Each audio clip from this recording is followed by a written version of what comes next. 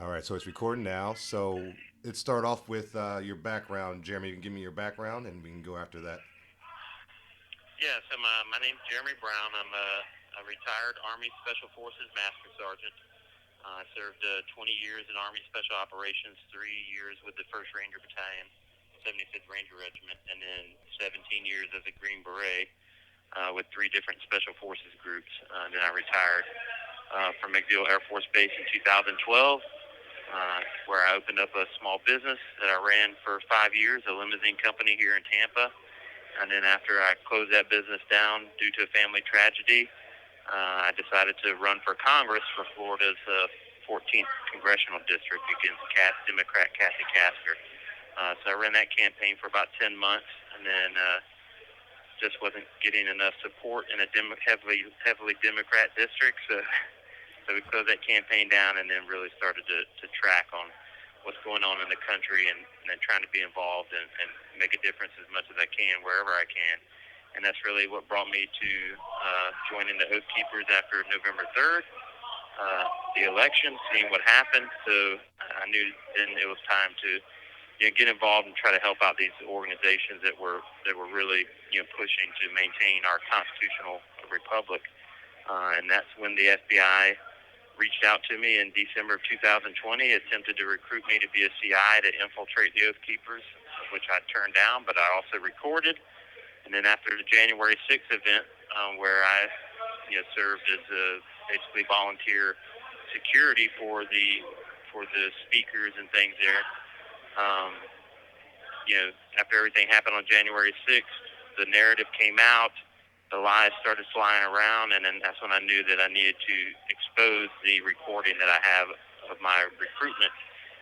So I did that in March, and ever since then, it's kind of been out trying to tell as many people as possible, what I know, knowing that the more people that hear the story would know what was happening when, and eventually when they would come to get me. And that day was September 30th of this year. The Joint Terrorism Task Force showed up to serve me with a misdemeanor arrest warrant, which, the Joint Terrorism Task Force should always be out serving misdemeanor warrants. But anyway, they had a search warrant. They searched my house and, of course, found things to charge me with felonies, and I've been held for 40 days now. I've been denied bond. I've had just about every hearing delayed, postponed. It's been excuse after excuse from the federal government. And so I sit here 40 days later, having not been given my Eighth Amendment right to bond or my Fourth Amendment right to due process. So here we are. Okay, Jeremy, and can you kind of get in a little more details about the day of January 6th and what you felt happened on that day, and who might have been behind it, or what the whole details of what happened on that incident. Right. So January 6th, we were basically tasked to provide, a speaker, and our actual protectee was the mother of a speaker. So we showed up at the Ellipse at about 6 a.m., went through Secret Service security. We were cleared. We were given VIP credentials. We were actually inside the inner ring. I mean, we were maybe 25 rows back from the president, within the closest proximity that you could get. So, and then our tasking was from there. We were going to be escorting our protectee to the Capitol, where we were told there was going to be stages set up and they were going to be speaking. So our main purpose there was to protect our people, protect all the rally goers from the typical violence that tends to go with these events. From Antifa, BLM, or any other rabble rousers that might be out there. So it was pretty much uneventful until we got, once we got underway and started towards the Capitol, and we got word that the Capitol had been breached. Didn't really change our posture much, other than the fact that everyone kind of got excited, like hey, this is kind of a historical moment. What's going on? And if anybody was there on January 6th, that communication was horrible. There was no real internet, no real cell phone service. Contrary to the FBI lie narrative, we did not have internal comms. At least I didn't have internal comms with anybody. I had a little walkie-talkie that I was using to monitor frequencies for threats. because obviously Antifa, BLM, and any other people would be using, their Walmart walkie-talkies that communicate as well. So that's really the only reason I even had a radio. But we proceeded down to the Capitol where, basically it was a huge mass of people. Now, once we got down there, the side that we were on, there was really, nothing. It just seemed kind of like I think I said before, it was like a county fair midway environment. Everyone's milling around, very little law enforcement presence. The law enforcement that we did see was very laid back and kind of just, nonchalant. We spoke to a couple of them, and, people had gathered on the steps. They were singing, chanting, the typical things that you might see at any type of political rally. There were rumors going on once the Ashley Babbitt thing happened, but no one could confirm them on our side. And then there was, in the distance you could hear explosions. You could get a whiff of tear gas, which, later I found out was on that side where the scaffolding was.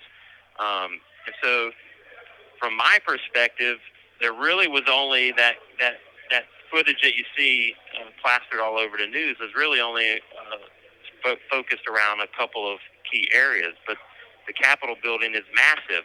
So I would say about 85% of the Capitol grounds was completely peaceful, like a county fair. It wasn't until later in the day I got a call and said that there were some injuries on that other side, so I proceeded by foot around to that side, and then that's when we encountered the riot line. And I think there's some footage floating around on television of me actually helping an elderly lady that had been sprayed point blank with pepper spray, had been shot, and was basically blinded, laying on the ground crying, and the riot line was about to trample her. And there's footage of me actually getting them to stop, realize that there was a human being laying on the ground, and then helping her up and escorting out of there. And then the rest of the time was really just spent in the ear of the guys on the front line of the riot line, to asking them, what were they doing? Why are y'all doing this? Everyone that I was encountered at that time was fairly peaceful, but of course, they're being pushed back by a riot line, so you have the typical human reactions.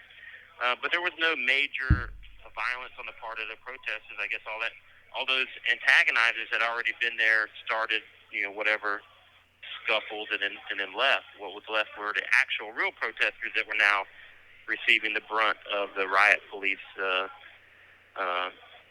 tactics, which was, they were being flashbanged, we were being tear gassed, pepper balled. I was shot in the neck a couple times, and right behind the original line were cops with batons, and they were just swinging at the heads of people, and so I did the best that I could to try to shield the individuals to my left and right whenever they would start swinging. But it really was, it was really kind of depressing afterwards. Once the riot line pushed us back off the steps, I think there's additional footage of me actually confronting the law enforcement guys and basically telling them that this isn't what America is about. These people are out there exercising their First Amendment right to free speech, their First Amendment right to peaceably assemble. And like I said, it mostly was peaceful. Unlike the BLM riots that were mostly peaceful with buildings burning in the background, this really was mostly peaceful. Like I said, most of that footage that you see all took place at the very early onset, and that's the reason why a lot of people have been able to expose it. It was agitators that were in the crowd that intentionally stoked that violent response from law enforcement. But the reality is that what they hoped that was going to do, which would create a mass hysteria and a mass retaliation from the crowd. But see, as conservatives and critical thinkers and liberty-loving individuals, we don't respond that way. In fact, on numerous cases, I saw individuals actually breaking up fights or identifying members of Antifa and yelling, "He's Antifa, he's Antifa," and then those people were removed. That really was going on. I identified numerous individuals that I believed were Antifa, and it turned out that I was right, because later they were identified by other people and asked to leave. So, and from what I'm hearing is that there's a lot of footage now coming out of actual rally goers that were helping law enforcement. assisting law enforcement when they were down, or giving them advice, or even asking law enforcement that were stayed off to the side doing nothing, saying, "Hey, why aren't you guys getting in here and doing something about this?" Uh, and the reality is that the narrative was, "Oh, there's all this violence, there was all this, unauthorized area," but yet who was arrested that day? I mean, was anybody arrested that day? It's like, normally when you have a riot and people are doing things that are crossing that line from peaceful protest into violence, they're arrested. But you didn't see any major arrests. So now what you see is the FBI and the Joint Terrorism Task Force going around the country and rolling up individuals in all 50 states in a methodical, political cleansing of people that they have deemed threats to the nation, of which they have deemed me one. But the real reason why they've deemed me a threat is because I know the truth. I know the truth that they tried to recruit individuals prior to January 6th to infiltrate the very groups that they now try to pin everything on. And my question would be, since when does the Joint Terrorism Task Force concentrate on infiltrating groups that have never been accused, never been charged, aren't on any terrorist watch list? That sounds to me like the creation of a terrorist group, not the infiltration of a terrorist group. Wow, wow, very powerful, Jeremy. That's very powerful, and that kind of like leads into my next question because after the fact, they showed people. I knew a guy personally who interviewed somebody who was in Black Lives Matter, who was an infiltrator, who actually broke one of the people that broke into the windows and actually got inside the building, the Capitol, right. And he was a big part of it. And then they had these people accusing people on the right of planting bombs in the Capitol beforehand, and there was no proof of that. That turned out to be a lie.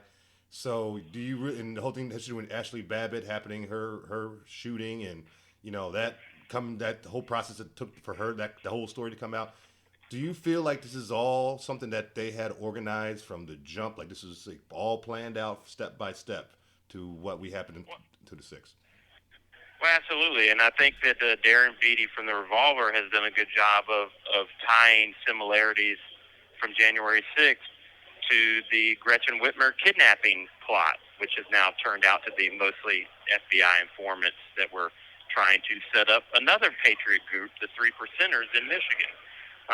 And from what I understand, the same head of that operation was put in as head of the January 6th response. So, I mean, it's like second verse, same as the first. I mean, these guys, they basically do the exact same thing over and over because they have the cover of the media and the big tech censor that anytime somebody posts a video or a story or anything that is critical of the government narrative, it's taken down. In fact, the day of my arrest, Facebook deleted my whole profile, and I don't even use Facebook. Oh. so it's like they already knew that I was going to be arrested, and as soon as they arrested me, they deleted. So, I mean, and so when you control almost all the avenues of information flow, then you can control a narrative through repetition, through propaganda, through carefully staged photographic and cinematographic episodes. Like, that's why I say, really, all the violent footage that you see all really was concentrated around 2 or 3 entryways into the Capitol. Everywhere else around the Capitol, no violence. And that's really the real reason why they don't want to release the video footage, the closed-circuit television security footage from the Capitol, because some of it's already been released, and that's exactly what you're seeing. You're seeing that the Capitol Police opened the doors, stood there as everyone flowed right through. Now, normally in a riot-type event, you do something to stop people. So what my assessment is that they staged the violent portions in that one little confined area so that everything's within the field of view of the camera. And then they open all the other doors to flood the Capitol so that they can then say, oh, look, the violence led to breaking through the doors, which led to everyone flooding into the Capitol, where I guarantee that most of those people that were in the Capitol came through one of the doorways that were open freely. And the problem that's going to be when my trial actually goes to trial, and we are going to take it to trial. We will not be accepting any plea deal unless they reimburse me $1 million a day for the days that they've held me and drop all my charges down to jaywalking. Because I will admit, I did jaywalk on the way back. Um, the light was not green. I crossed the street, but that's about it. I'm not going to plead to any of these other bogus charges that they're having. These, really unwitting, um, unwitting people that don't realize what's happening to them. They've locked them up for 6 months. They're stacking all these charges. They're threatening them with 10, 20, 30 years in prison. Or if you just plead to this one little charge over here, we'll let you out with time served, or you'll only do 6 months. And they're accepting these plea deals because these aren't criminals. They're not trained or prepared for incarceration, and they just want out. They'll do anything to get out. And that's what you're seeing. And even some of the guys that were in the group that I was with have taken plea deals. And I don't blame them because they don't have millions of dollars worth of military training on how to survive these types of situations. But unfortunately for the FBI, I do have that training, and I have that experience. In fact, this isn't even hard. The hardest part is knowing the reason why I'm in here, and knowing the reason that I'm locked up is because my country has strayed so far away from its constitutional roots that now judges and prosecutors just violate the Constitution at will, based on any story that anybody comes up with. They're like, it's guilty till proven innocent, and we'll let you know when we're going to allow you to try to prove yourself innocent. And that's really what our system has been converted into, and that's really what I'm in here trying to fight. Wow, very powerful. And and you got to answer my question, Jeremy. Do you think who do you think are the ones who are really responsible for all of this? Who are the ones like behind the man behind the curtain kind of thing? You know what I mean? Like, who do you feel that's going to be? Well, Washington is a cesspool of controlled individuals. So if you want to corrupt any organization, you don't have to corrupt that many people. You only have to corrupt a few at the top. So I definitely do believe that there was some high-level government coordination. Otherwise, you wouldn't have had the immediate narrative by all the leaders. And here's something that people should think about when they watch this. We're talking about the United States Capitol, the seat of our constitutional republic, the people's house. Why? Because in my charging document, they claim that everyone was evacuated. Why then, if there was such this huge riot, why were the members of Congress not evacuated? I mean, do we really think that the congressional chaos management plan is to stack furniture in front of the doorways? To me, that seems like more of a photo. To me, that's like a dog and pony show. That's like let's make this look really desperate. Let's stack furniture in front of the doors. We all know that Congress has tunnels and escape routes and armed men everywhere, but we're led to believe that our helpless congressmen and women had to hunker down behind pews while Secret Service stacked furniture in front of the doors. I mean, come on, people. This was obviously staged, which means if there's that level of coordination and staging in the images of it, you have to wonder how much more was there coordination within the law enforcement agencies and writing out a narrative. And I think that's the reason why the narrative is so starkly different than the reality, is because it was pre-written.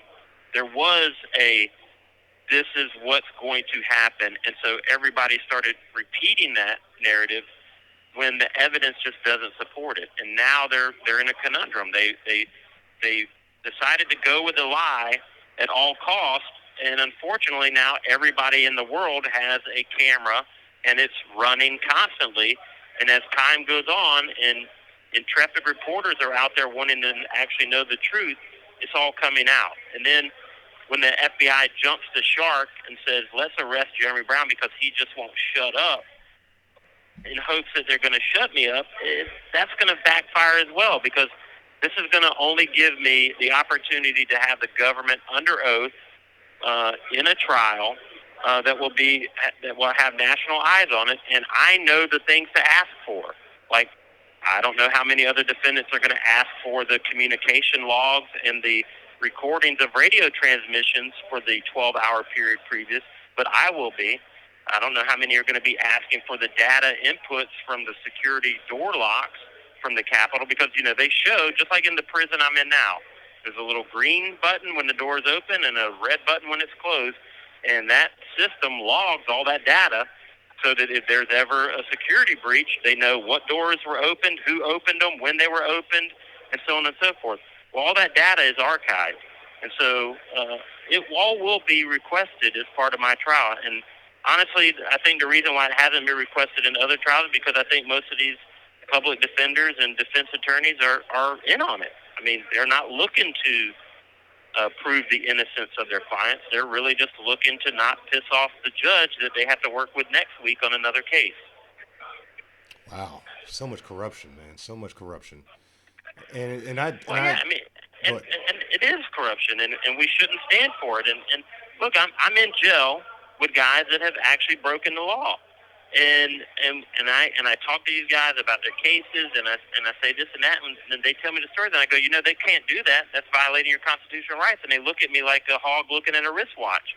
And the reality is, both sides can be wrong. Criminals can break the law, but then so can law enforcement in the prosecution of the law. The difference is, criminals are held to the law, and law enforcement should know the law, and they should still respect the rights of those individuals, even if they're breaking the law. And it's just a system that perpetually oversteps its bounds and does not stay within its constitutional guidelines. I mean, we are not at war. You have 1 minute remaining. We're not on a battlefield in Iraq or Afghanistan where we don't have to worry about constitutional rights. In America, citizens have rights, and it is incumbent on the law enforcement agencies of this country when executing investigations to follow and adhere to those rights. And that's just not being done. Yeah, and that's why I'm glad you're speaking out, Jeremy, because we need people like patriots like you to speak out. Because I'm a person that's been watching these for what's going on in America, especially when the mass shootings in this country, the Vegas shooting, the shooting that happened, the Boston bombing, the Colorado movie theater shooting, and there's always suspect things happening. If you look closer to those situations beforehand, you see undercover agents and all stuff.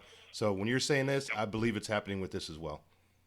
And we're about to get cut off, Chris, but I want to thank you for the opportunity to speak. And if you can, go to jeremybrown.defense.com and help out whatever you can. But the bottom line is pray and get out there and do something. Stand up, make your voice heard, because if you don't make it heard now, it's never going to be heard. And they're just going to be coming for all of you next. Thank you for using Global Tel Link.